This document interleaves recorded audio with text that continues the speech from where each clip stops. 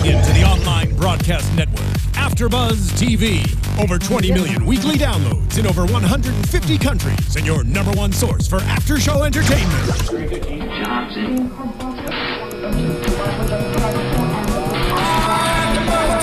AFTERBUZZ TV, the destination for TV superfans. Producing after-shows for over 300 of your favorite TV shows. Interviewing celebrities and showrunners. And bringing you behind-the-scenes exclusives. All thanks to E! Entertainment's Maria Menounos, producer Kevin Undergaro, and internet leader Akamai.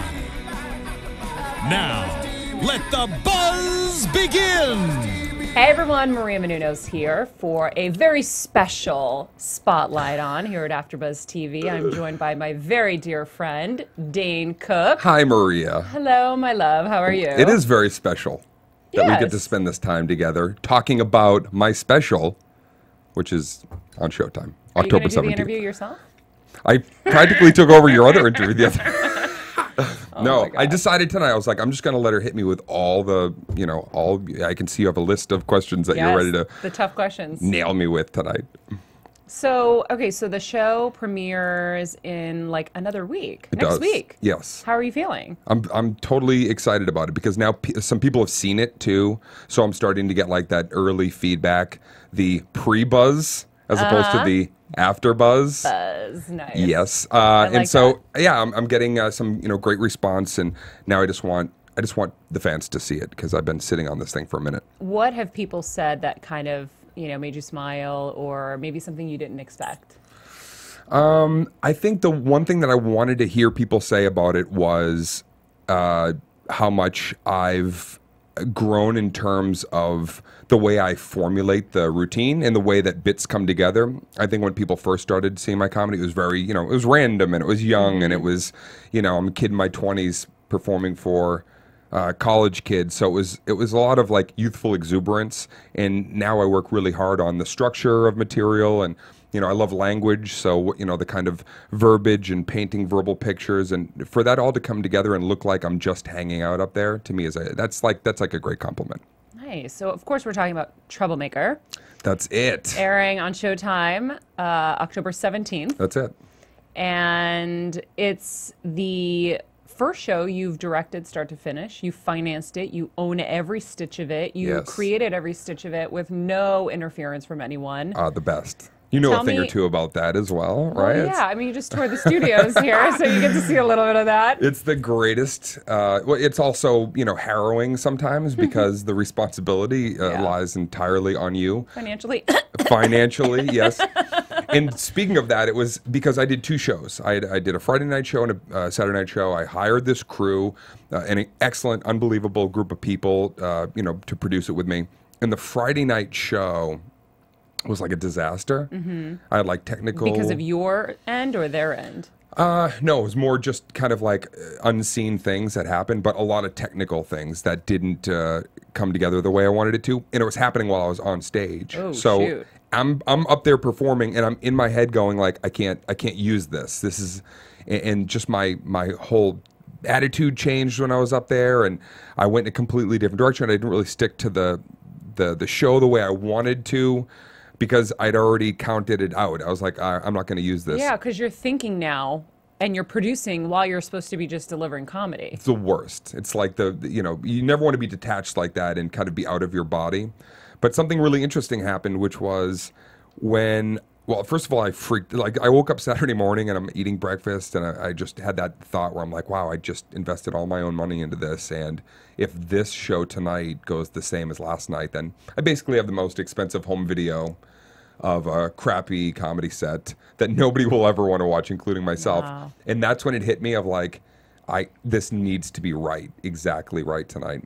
But that's not a long time turnaround to be able to fix something, right? That's a lot of pressure. Just had to kind of hope at that point that all the things that we'd prepared, it was just like weird unseen things and like a weird timing thing with the place that we were shooting. Just everything that could have gone wrong that we hadn't prepared for found itself into the night. But what was great is that when I finally got into the edit bay, a Saturday night show was like it. Saturday night show is like one of the best shows I've done in the last 2 years. at all. Just I could feel it from the minute I got out there. I was like, all right, I'm riding the wave, and this, the crowd participation and just everything was like that parry thrust back and forth all night. And when I got into the edit bay, and my buddy's like, hey, do you want to look at Friday night?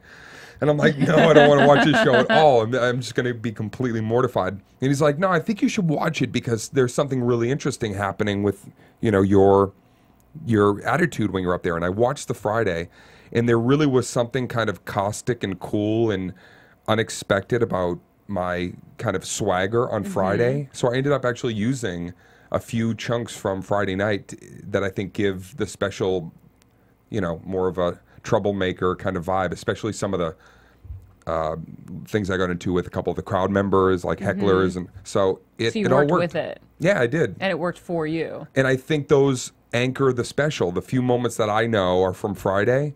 And you'll see it. There's a certain demeanor that I have that... Are you just like saucier? A little bit, a little saucier, and also just not as in my body because I'd already given up on it, in the sense of like, it's just a show now. This isn't a show that I'm going to share later. So I learned a lot about my own stand-up and what I actually want to, kind of become more and more of, which is more of Friday night. More saucy? Yeah, more untethered and not being so cognizant of cameras and this is like needs to be a certain way. It was actually by doing that and by those happy accidents, Friday night turned out to be, I appreciated what I did on stage more. And I think the fans are going to dig it more. And you are going to dig it more when you finally see Dane Cook Troublemaker October 17th. Hello. I'm excited about it. I think that anytime someone has that kind of, when you're willing to bet on yourself. I just understood why these mics look like this now. It's a B. Can I swear on the show or we know? Yes, we're internet. It's a fucking B. And I have no executive producers who are going to yell at me. That's, okay. AFTERBUZZ. Got it. Okay. Exactly. Sorry. I'm so glad this. It really just hit me. I was like, the why are we epiphany. talking into a tube sock from 1978? Oh my Lord. I totally interrupted you. What was your No, it's okay, question? but I think it's great that for me, I'd rather watch something that I know was all you and that you were willing to bet on yourself. I think that the most success for people comes from when you're willing to bet on yourself. Right. And I think that that's, very ballsy. Yep. And very cool. I mean, I'm psyched to see it. My dad used to always say, he'd say, just, you got to gamble on yourself in this world. You have to, go all in on your own idea. If you're going to lose on your own idea. And so I was willing to do that. And I can't believe that I hadn't done, I had been partners with HBO or Comedy Central, and it was always a great journey to be able to figure out what a special or comedy event might be. But to have it be like, oh, I'm going to wake up today and this is everything that I want without anybody else impeding or having even a suggestion. I like that pressure on me. So I look forward to the next one. Yeah, it's funny because I had the same experience when I wrote my first book. My lawyer actually called me and he's like, okay, HarperCollins called me and they said you're writing a bad book. Are you writing a good book or are you writing a bad book? Wow. And I'm like, well, I don't know. I've never written a book before. I'm like, they're the big bad publisher. What if they're right? And so then I thought about it and I sent a few chapters to some people back home, Medford, Somerville, Allington. Yeah. And I sent them chapters and I'm like, am I out of my mind? Is this stuff that would be useful to you? Or am I just crazy? And they're like, no, this is amazing. We love this. And so I remember calling back and saying, listen, I'd rather die by my own sword. And I'm just going to bet on myself right now and hope that I'm right. And if I'm wrong, great. But if I'm wrong because of you, I'm going to be really, really pissed. Yeah. And how rewarding when it finally... New York Times bestseller, baby. New York Times bestseller right here. 12 straight weeks. Oh, my goodness. Yeah. It's so cool. It makes you feel really great. So now, what happens with this, for you? Obviously, I can make the New York Times bestseller list. For you, you can have, incredible ratings. Yeah. But, how do you monetize it from there? Because it's they buy it for a one-shot kind of deal, right? Well, it was great because with Showtime, I had a really great team of people that wanted to protect and promote the special. And then I started taking it out internationally. So I'm already looking at other territories, English-speaking territories, and I've never done that before. So to be a part of those conversations and see how we're going to let this go global, you know, by the end of the year, it'll be in South Africa and Australia and all over Europe. So it's a great kind of journey to be able to now take this and figure out where else it can live for a little bit, and then, you know, at the end of the day, it's mine again. You know, and when finally all that stuff, when the time limit runs out, it's like, okay, then, you know, I can. This is my your library fully, forever, which is a very gratifying feeling.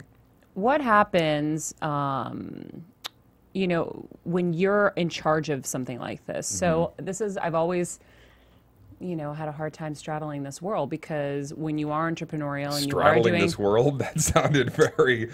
Whoa, Maria. Yeah, you know. That's what all my exes would say when we would have private time. Huh? Like to straddle this world. Oh, my Lord. When you're the boss and you're a star, right? So...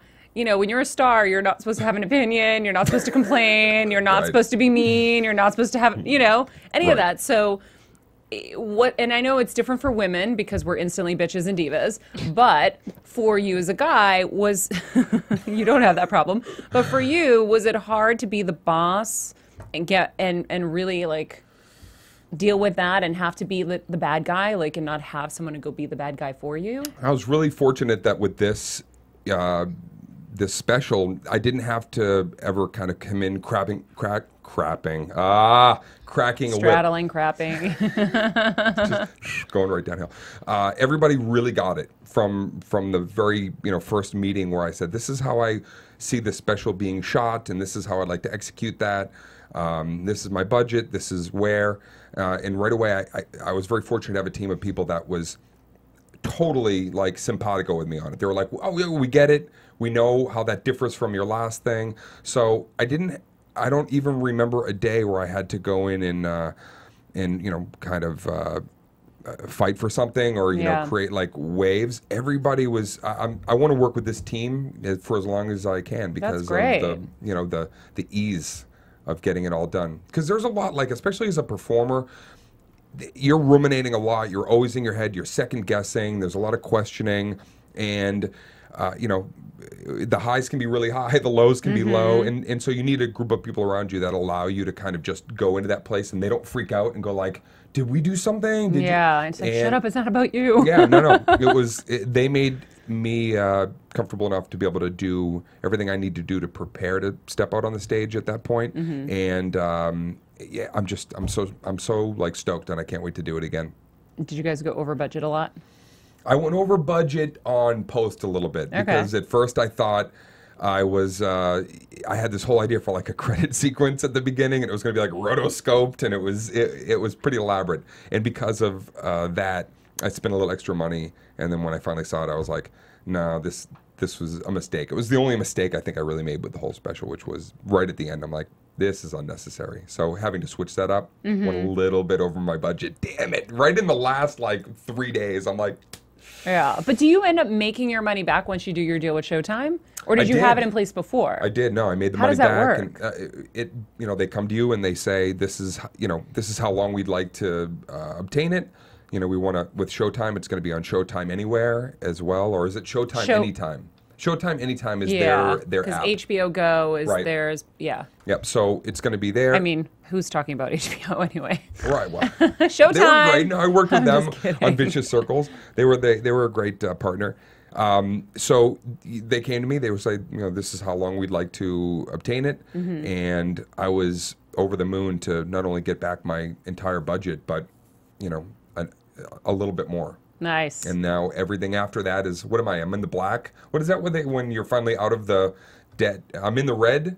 No, you were in the red. Now you're in the Actually, non-red. I'm in the AFTERBUZZ. Yeah. Yeah, no, it's profit. It's all profit already great. Not even having anybody seen it yet. And that's even better. That's like, you know, I'm sure you had that feeling when somebody called you up or however you found out about your book, and you go like, wow, all the hard work. And now I had a former manager who used to say, now you're making money in your sleep. Yes, And that's the like, dream. yeah, it's like my mortgage is going to be paid for the next several years. I'm going to be all right, and more importantly, now I can do another one. I'm sure you're already thinking about your next book, or your next venture, or this. Yeah. And you're like, all right, what else can I? Now I can take the profits from this, and I'm going to maybe direct a film coming up in the spring that I'm writing, and I'll maybe co-finance with somebody. So and star your very close friends. But you know what's so crazy is, and I don't know, like if I hope you don't get mad at me for even saying this out loud. I was watching Guardians of the Galaxy, and the guy who's the lead character, I was like, why didn't Dane do that? Dane would have been exactly perfect for this. You guys almost had like this similar thing. I don't even know his name. I'm so embarrassed. Chris Pratt. Oh, Chris Pratt. Yes. And I'm like, that would have been perfect. You would have crushed it. Oh, well, thank you. I should have been casting that movie. But that would be a fun role to play. Are you That's going kind of my after? Secret, yeah, right. superhero. That's like, I think every guy wants to play superhero. I want to be a superhero too. And I'm a girl. Yeah, you could do a super. Yeah, you could do a. You're so physical. I don't know what the hell that is. I'm the growl no, girl. I'm doing my Wonder Woman with a growl. I don't know. What is this voice though that you keep doing? I've noticed lately when we talk, where you go into like this Grover impression. Like Grover? You do when you talk as yourself. How you think people? You're like, I don't know. I call my. I don't know. I'm like, what do I do? Do I like? No, that's like. Do your voice of you. Ready? You call your attorney or whoever you call. And what do you say? I don't know. No, you go, I'm like, I'm freaking out. You always like to say you're freaking out. I'm like, I'm freaking out over here. No. You play back tape. I'm telling you, put a little, you've got the laugh, which we've already talked about ad nauseum. But now it's this, when you talk about yourself in third person. Oh, wait, I did it with the book. I was like, I don't know. Would that be like me being like, I remember having a conversation with these guys and saying, but I don't know what I want to do. But wait, you know, another thing that I haven't asked you about is what happened to your Boston accent? Well, you know, it was never like... You're from Arlington. Like, that's hardcore accent. Like, bad. Okay. What happened to it? My accent always comes out like... You've known this for a long time. Know, I was the enunciator. And I even on stage, I always liked...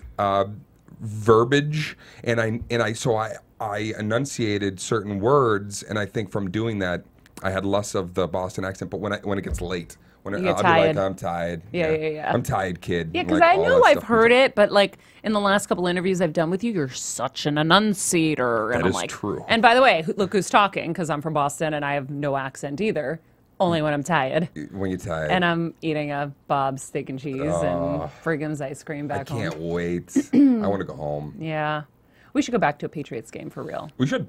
Yeah. Yeah. Let's get a gang together and go back and we'll have like a foodie/football Yes, we'll trip. Get Chris, because I've been like on Chickless. point and I'm eating super crazy clean for the last month. I haven't had a cheat day in almost a month. Really? Yeah. I have a cheat day every day.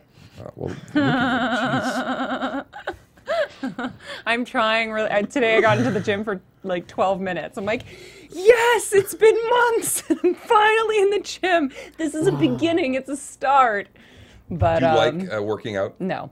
Oh, you don't? No, you know what I like? I like sports. So like, you know me, like I want to play volleyball. I want to go hiking. I want to play basketball. I don't want to sit there and be like, here's my 10 curls. What was that? I don't know. There's two voices for herself. Are you multiple personality? Maybe, I guess. This is how I talk in the gym. So we know you talk to your accountants and team like, oh, I'm going crazy over here. And then when you're in the gym, I don't know. No. Oh yeah. I was a guy over here. I might have multiple personalities. I like being in the gym. I always have good ideas, especially if I'm like on stairs or on tread. Like I actually have grown to enjoy working out. Yeah. Yeah, but I didn't at first either. I liked playing basketball or ribbon dancing. Doing ribbon something. Dancing? You've never Would seen you ever do Dancing with the Stars? No. Why? Don't say no. You should. I thought you were going to call me a shit. You would be I thought dapper. You would be so good. Well, first of all, or do you think you're above Dancing with the Stars? You can point toes. You even know that the fact that you know pointed toes is important. Right. Step ball change and all that stuff. Right into your heart, America. Oh my God. Okay, so why wouldn't you do it? Well, because people usually do that when their career is in some I know. trouble. I said the same thing. Or if you're a personality, that's always great. You know, if you're here's the thing. There's two things as an actor that are hard to traverse. Once you've hosted a game show or something, it's tough for people to take you somewhat seriously in a role. And I love acting, and I don't want to not have those opportunities. And unfortunately, there's a stigma. I love Dancing with the Stars, but there's that stigma that goes with the show, like you're at the end of something. Yeah, I thought the same thing though. I used to say the same thing, and then I'm so glad that I didn't let it stop me because it was the greatest experience in my life. And for you, were amazing. I was like, what? Thanks. I couldn't believe it. I'm not even kidding. At first, you had low expectations. No, Everyone who knows me did. I went like this. I think I said out loud what I said, oh, poor Maria. I was so upset for you. I was like, oh, she must have fallen on some hard times here. But then I'm like, not only, you're like an amazing dancer. Did you know that before the show? No. No. Why am I making you laugh so much? Why, maybe I should be a comedian. I'm making you laugh all night. No. I mean, that was like unlocked. That was just unlocked. And that's why I think it's so special and so amazing, because everyone who knew me had no expectations and said the same thing you did. Yeah.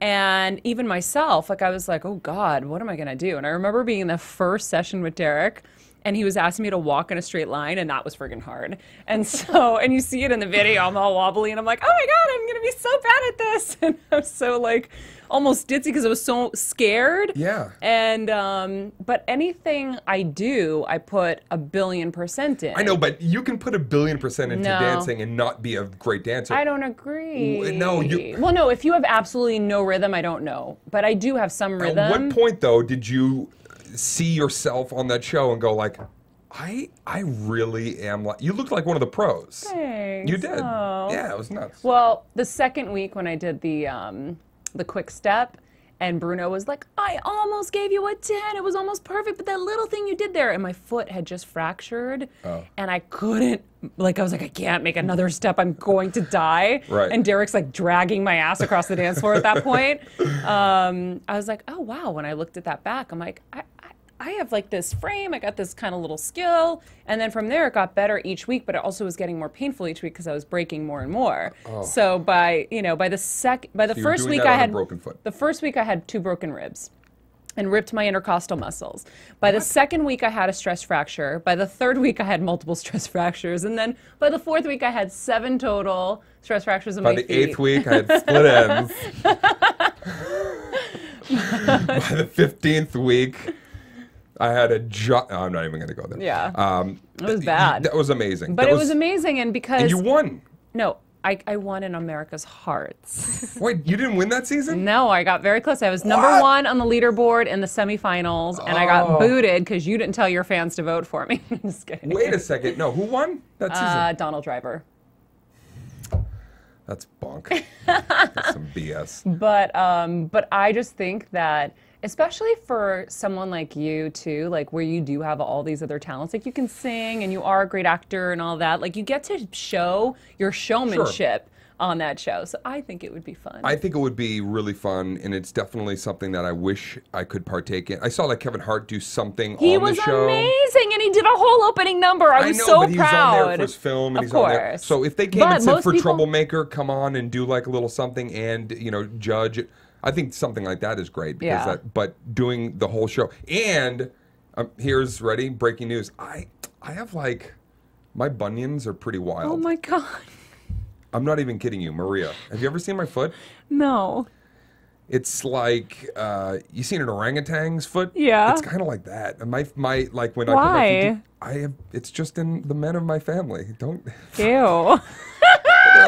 But so that would hurt. That would probably be very painful to be in like very fancy, dapper shoes. I don't know. I don't know if that would be a problem. It would be a problem. Yeah, it would be painful. But you got to be like Rocky, like me, and suck it up. But doing the producers, I did that 2 summers ago, and dancing and singing and doing all that was like the time of my life. Right? So, like, oh my God. So much fun. I know. It would be great. And maybe I will. You Just never know. Not yet. Not Unless just they ask me yet. dancing, if you want me to come in and do like a little guesty, special guest Dane Cook. then... But you know what? They've been getting celebrities like Leah Remini did it last year. Her career is not at the end. I mean, there are some people where it's a career revival. But it is the stigma. But you know what I've always said? If you really, and you don't really want to do it yet, so it's different. But when you really want to do something, it doesn't matter what anybody says. So it's like people all made fun of me for going to wrestle. I remember when I did it the first time, it was like, oh, funny. And then when I said I was going to do it the second time, my best friend was like, Maria, you can't do that. Like, people in our industry are going to think you're like trying to be a wrestler. I go, I don't care what people think. Right. I love it. I'm going to do it. And that's it. And I did. And it's so much fun. And it's the best thing I ever did. Dreams. Some people want to go to the top of Mount Kilimanjaro. I want to do everything I humanly can. I want to be a firefighter. I want to do everything. You know what? I turned on the wrestling one night and I saw you. You know what I said? Oh, poor Maria. No, it was the best. No, I actually watched that and I was like, WrestleMania. Did you see me? Yeah, it was amazing. It was nuts. Yeah. That was like one of those moments I'm like, I'm kind of jealous here. That seems like it would be the most fun thing ever. Yes, it's Did you get hurt there though? Did you? I was broken there because I did it during Dancing with the Stars. So I flew on a red eye. Derek and I landed. We were practicing our rumba. And then we went to wrestling. I went to my, rehearsal stuff, whatever, and then wrestled. And then we flew back that night on a red eye. Got back in LA, went right to Dancing with the Stars. It was crazy. And Derek is he's like a phenom, right? He's like one of those people that he's like, he's born to do that. And the few times that I've seen the way he works, he's like one of the hardest working people I think that I've met in terms of how he focuses on what he needs to accomplish. So yeah, you guys together on that was, if they ever do like a best of, they did it. Oh, they did? They did it right after my season, and I so badly wanted to do it, but I was so broken, and they just had mercy on me, I think, because, we were such a popular couple in that season that they easily could have asked us, but they were like, put this poor girl out of her misery, because bitch will say yes, and she will just shatter in front of us. Oh, man. No, it was cool seeing you on that. Thank you. Okay, so now let's talk. What should we talk about next? Let's talk about... movies. So tell me about the movie that you're going to... do you have a subject matter that you're working on? Can you tell? The movie... Oh, yeah. Is it a comedy? I've got a comedy. Is it a drama? Is it... No, I've got a comedy that I've been working on with a great writer, Jeff Kaufman, based on an idea that I brought to him. And we're like moments away from selling it. We've got it out. We've got Todd Lieberman, who's one of my favorite producers. We've got Walt Becker, is a great director. So we have the whole team. We're just trying to get the money where we need it to, from the right sources. And honestly, except for the Russians. The ISIS. I hear they got money. Oh, no. I'm just kidding. And so we're waiting for feedback on that. But if I can be working on this film by like the spring and being on a set, much like the special, Troublemaker, that would be like a career highlight moment, to be sitting and, working on an actual film that's like, I thought of this. This is my idea now. And these are the people I also want to be working with. So I got that. And then I just came off of a psychological thriller called 400 Days, which is why I got like really jacked up for a minute, because I had to play an astronaut. So I'm shrinking. You were an astronaut? I didn't know that. Yeah. We didn't talk about this in our last interview. Oh, yeah, no, we didn't. It's I play one of 4 astronauts. But you got jacked to be an astronaut? No one's going to see your shit. Well, because... You're going to be in a... No, we're in a simulator. Because the whole movie takes place basically in a simulator. This is based on real things that are happening. Matt Osterman is directing it. He wrote it. To prepare astronauts for long-term space travel, they've been doing these simulators where they'll live together for 400, 500, 600 days. Then they can't leave. For real? Mm-hmm. And they're put through all these tests, and they're psychologically tested, and then certain simulations of what's happening to the ship, and should we be hit by something? Should we lose power?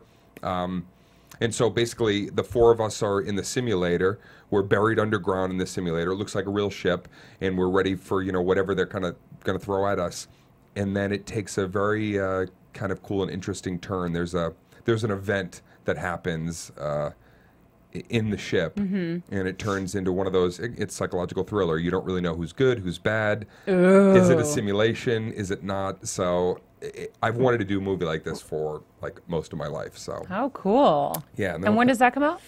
It depends. We just I think it was just in the news a couple of days ago that we got like some international people to come and give us some money for it. So for international release, and I think we're working on domestic stuff now, but hopefully Did you produce that too? Yeah, executive producer. Oh, great. And so that's going to be like a festival run. So we're hoping it's going to be like kind of like one of those cool niche films that's, Sundance and South by Southwest and stuff like that. We'll see. Wow. So you put up money for this? I didn't put up money for that one. Okay. They just asked me to commit as an EP at the very beginning, and use your resources. Because I'm a huge sci-fi fan as well. So when I sat with Matt, he saw that I had, I was right on the button. I wasn't just like, oh, I just want to be an EP to be an EP. It's like, no, I want to actually be there and help you guys to cultivate how the story goes. And so great partnership on that one. That's great. I mean, do you feel like the film industry has changed to where now you really do have to create your own opportunities? Because I think that's really the way it is. Yeah, and I think it's a little more exciting in the sense that there's so many places now. You can go to a Netflix, you can go to DirecTV.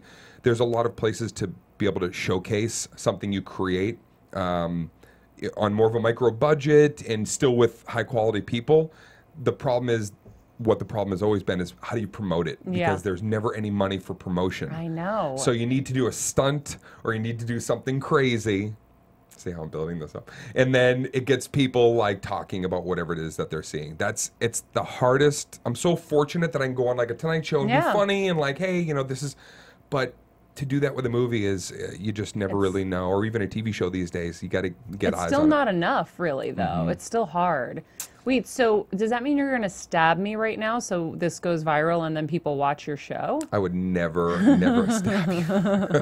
I see the evil eyes working. You're like, what am I going to do to promote? My comic brain just went to like, here's the thing about comedians that people, like regular citizens don't realize.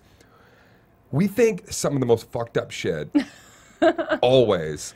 And we have to restrain ourselves sometimes from saying things that are like completely just obscene. Well, I've had many of those myself, and I'm not a comedian, but all the things that have gone through my brain in this like last minute are horrendous. Right. Yes. So maybe I do have another career.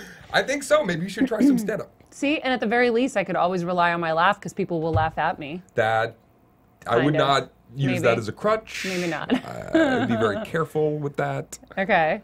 Yeah. So. What? Maria.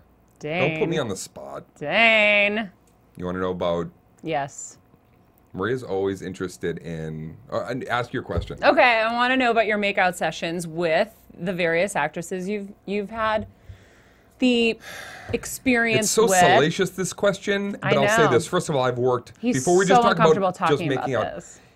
Because I would say this, I've worked with some very talented, very smart, tenacious women that I also had an opportunity in some films to suck face with. And it's always, you never know what you're going to get. I don't want to name names, but like I remember one time I had to do a sex scene with this girl, and her boyfriend was on set. And he was like standing right behind the monitor, like watching where my hands were going. Like, oh my God. That's awkward, right? It was so awkward. And I think it how many takes? A lot? Yeah, because it's a sex scene. So you're on different angles. Yeah. And were you wearing like the nude sock? Oh, it's the worst. Okay, so what happens? Like for a guy, like that has to be like the most embarrassing Actually, part. I wear nude lederhosen. What's that? It's bigger than a sock. That was kind of a joke about the size of I clearly didn't get it. Wait, but like, do you have to wear the little sock? Yes, I've had to wear this. When I did Good Luck Chuck, it was like a sex romp, so I was in that thing a lot. Oh yeah, with Alba, I went to the set of that. Okay, that's right. We talked in the dentist office up there. That movie was crazy because I was wearing that sock. It was like a little puppet. Okay, but it's just on your penis, right? Like that's all. Ridiculous. Well, it's kind of like I cozied it around my entire ball sack, everything. The whole area. I can't believe I just said that out loud. Wait, I'm forgetting that we're like doing an interview and I'm just saying stuff now. This is so scary. Wait, I just caused an earthquake over in the valley. Did you do that because you wanted to look bigger? No! I did that because you have to, because when you're like mostly naked with somebody, you have to have something on that's going to prevent you from making contact with that person. Yeah. So because she has to wear something too. She's wearing nude underwear. Yeah, I mean, I didn't. I mean, you're not like seeing vagina under those covers. Like she's not totally naked. No. She would, if anything, you'd be as dressed as you could be under covers. But if there was like a moment where you need to see like hips and butt, and yeah, my butt was out a lot in that movie. Oh my God, I forget. I have to go back and see. And so for that, I had to wear the little penis cozy. Kind of looked like this. Something like that. Okay. I should have had this. And so that was a little I'm weird. Just kidding. Wait, but does it get like? Do you get insecure that maybe you're not big or whatever? Like I don't know. I mean, I don't know what size you are and whatever, but like, you know, when like a guy has to put that thing on, everyone's gonna kind of know what's going on down there. They do. You walk into the set and it basically looks like you have a Muppet that's You're being blushing, built. I love it. You're all red. I know. You're making me nervous. Okay. You have to wear like a Muppet on your private parts. So it's like a felt. It's like something like this, and then they have like little elastics in if you can be strapped in, but they always came off because you're moving. See, like I could totally see. I won't name names, but people that I've worked with in the past who would like stuff their sock for sure. Right. Did you stuff yours though? No, because there was nothing to. It's not like I had like tight, skinny jeans on where I'm like, oh, now I can put a codpiece down here. And like, no, I'm naked. And they're like, no, you just need something that's going to prevent you from that part of your body. And it doesn't come off? It does come off. Maria. No. I did a scene with this one actress. Okay, you have to say who. And, no. She was just one of the women in Good Luck Chuck who was like one of the random hookups. You know, she was like a local hire. Oh, she was probably so excited. She was so nervous. I remember like seeing her before the scene because it was one of the more like, you know, we are totally naked and you're seeing this, you know, it's just, you know, very graphic. And so, yeah, she was very nervous. And I'm like, listen, I'm going to have the thing on. And then she's wearing like something that's basically just like it's like a Band-Aid over there. Yeah, but the friction, all of a sudden you just kind of, you'll just see it kind of like, you'll see one just kind of like curl up and it's gone. and by the end of the scene, you got excited? You had to have. Well, there's a great quote. I think it was like Clooney or somebody who once said to an actress that he had to do a scene with, he's like, listen, I just want to say before we start, I'm a guy. I apologize if that does happen, and I apologize if it doesn't. It's like either way. Yeah, you're kind of screwed either way, right? No, as a guy, once you have friction down there. Oh, yeah. It doesn't matter how many lights and camera. Sometimes that does make you nervous, but no, it's a weird thing of like once it's, you know, in motion, then, you know, but no, the stuff comes off. I don't know if I could have ever done a love scene, ever. It was so hard to do a makeout scene. Like, that was like the hardest thing in the world for me. That's always weird too, the first day you make out, because you're just, up until then, you're just doing fake rehearsal makeouts, and you're like pretending, you'd be like, and then, all right, this is when we make out. Yeah. Like, even me and Derek, when we were doing our, like, rehearsing for our kissing scene we were going to do during our salsa, we'd be like, okay, this is where we kiss. Okay. And it's, like, so awkward. Yeah, but it's acting, and it's so choreographed. Yeah. That it honestly is, it's the furthest thing from anything truly intimate. Yeah. But if you're good enough, you're going to make it look like it's sexy time. Sexy time. And that's why I am the actor that I am. That's why I get paid the medium bucks. Oh my God. That's why I get paid. So you've made out with who? I've made out with Kate Hudson. I did make out with Kate Hudson, yes. Onions. She enjoyed onions. I made out with Jessica Alba in the movie Good Luck Chuck. I made out with Jessica Simpson. Oh my God. You've got like the Month. A-list crew here. I got and then I'm trying to think. But those Wait, were. what was Jessica Simpson? I did a movie called Employee of the Month. Oh, with yeah, Jessica. yeah, that's That was right. like my first. I remember that. Like, I remember seeing the role. billboard. Yeah, that was a cool time because that was the first movie I did off of, you know, all the comedy popularity. And then they were like, "Do you want to do this movie?" And I thought it was kind of like a little cheesy but still fun. Yeah. I was like, "Yeah, that'll be kind of cool to do." So that was a fun experience. Okay, so before you do your makeout scenes, I feel like the female Howard Stern right now. Before you do your makeout scenes, do you guys like You go in, you do about 1,000 dips. You want to look good, you got to get your shirt off. lots right? of mints, right? Lots of like brushing of the teeth. But some people mess with you, and they like one time somebody ate a bunch of onions and like filled their mouth with like some grotesque. I don't even know what it was. But so sometimes you mess with each other on purpose just to see if you can get a reaction out of the other one. That's kind of fun. Okay, but then do you guys like? I remember when I did it, I was like, like the first thing, I don't know who initiated it, but it was on One Tree Hill, and I was making out with Craig Sheffer. And I think he was like, okay, like, this is how you do a stage kiss. And like, and I'm like, okay, so freaking out. And we were in bed, and I was like dying. But, you know, do you initiate, like, we're going to do the stage kiss? And that, for anyone at home, means no tongue exchanges. Oh. It's just like the mouth, like, right. Like that. Well, no, I remember doing like TV shows, and they were like no tongue, you know, for regular TV, like network television stuff. And then in a couple of movies. Did you ever slip someone the tongue just to mess with them? Not in that, no, because I was still like, oh, I ain't gonna get fired, or I was like, you know, I don't know what's considered like some kind of molestation. You know, once your tongue comes out, you're like, you know, some lawyer's gonna run it. Yeah, it's like, so I was always by the rules. But the first time I did, I forget what film it was, but I did a movie years back, and they were like, no, you got to go for it. We want this to look like this is just you and your girl, like the way you were, and that was like. Okay, yeah, so I need to choreograph this, but I also need to not look like just fake stiff head Dane being like, you know, making out with somebody. So that was a nice old challenge at first.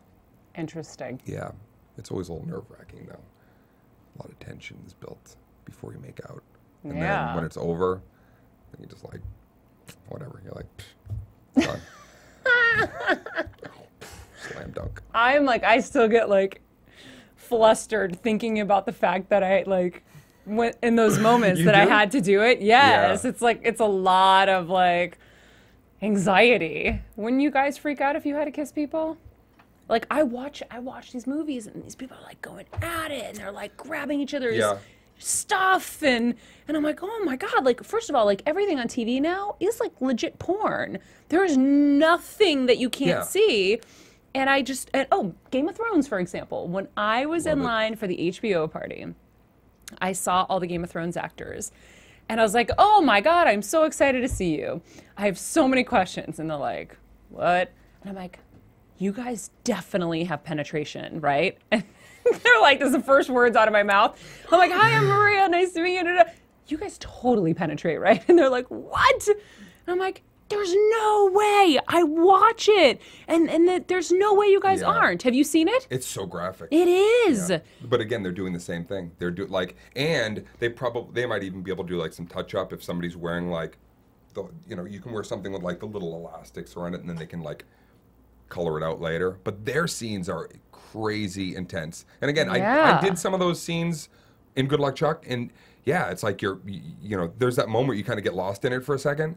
But it's kind of funny because you're the character. Yeah. You're the character. It's like you're putting little kind of flecks of yourself in it, but for the most part, it's so kind of bizarre. Nothing really lines up right. It always kind of feels like, making it look easy and fun is kind of a feat because it's two people pretending to be somebody else and then having to have something that's so intimate and real. Yeah.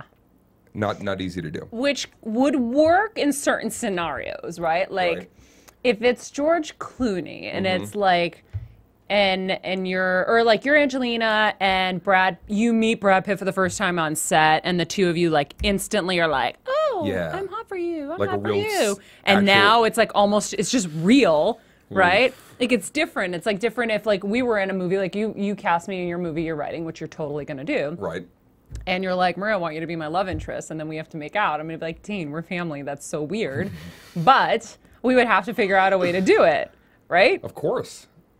Right? Yes. Okay, but it would be different if I didn't know you, and I'm like, oh, he's cute. Like, oh, and I'm single, and you're not. Why am I going into different voices all the time now? Now I'm noticing it. I can't even keep track of your many different. Now it's this high-pitched girl with pigtails. Hi, I'm on set with Dane. Wait, I'm Towley. I was just Towley. Hey, you want to get high? No, Towley, we don't want to get high. Friggin' love South Park. Okay, but that's the thing is like if you don't know each other, you have to just it almost is better to not know somebody to be able to just go on the set because when you do know somebody, then you have to act entirely like. All right, like people do TV shows together, and it's like their wife's on set and the husband, and yet they have to have some kind of like, that's crazy because then they're probably just buddies. Mm-hmm. So that's always like, I think the kind of the most tricky part as an actor is making that look effortless. Watch Troublemaker, Showtime, October 17th, 9 p.m. And watch Maria. What are you doing next? I don't know. Wrestling, or are you going to be whatever? You know where to find Maria. From executive producers Maria Menounos, Kevin Undergaro, Phil Svitek, and the entire AfterBuzz TV staff, we would like to thank you for listening to the AfterBuzz TV network. To watch or listen to other after shows and post comments or questions, be sure to visit AfterBuzzTV.com. I'm Sir Richard Wentworth, and this has been a presentation of AfterBuzz TV. The views expressed herein are those of the hosts only and do not necessarily reflect the views of AfterBuzz TV or its owners or principals.